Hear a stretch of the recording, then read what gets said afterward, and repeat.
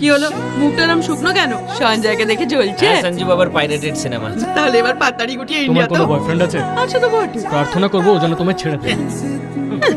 ফালতু ছেলে। একটা সাহায্য চাইলে আমাকে ফেরাবে না তো? আরে তুমি বলোই না।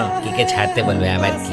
আমি শুনেছি তোমার বাবা দুবাইতে খুব নামডাক, ওনাকে বলে আমার জন্য কিছুটা সেটিং করে দাও না। হ্যাঁ, সরি ব্রো, বাবা কারোর জন্য সুপারিশ করে না। তোকে বলেছিলাম তো কৃষ্ণা, বড় লোকের ছেলেরা এরকমই হয়। হ্যাঁ, ওরা গরিবদেরকে শোষণ তো করে রে পাগলা, কিন্তু সাহায্য করার সময় ডান্ডা দেখায়। এরকম নয় ব্যাপারটা, আমাদের মতো লোকেদের চাকরি দেবে না, ওরা হাই প্রোফাইল চায়। না বলছে কারণে টাকার অহংকার করছে।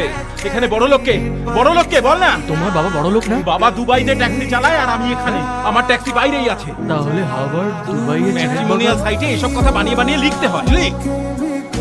আমি সবকিছু বলে ফেললাম ভাই। ভাই প্লিজ কাউকে বলিস না ভাই, প্লিজ ভাই। ভাই বলিস না কিন্তু। আমি যাই, গুড নাইট, পরে দেখা হবে। আমার থেকে বড় চ্যাপ্টার। আরে,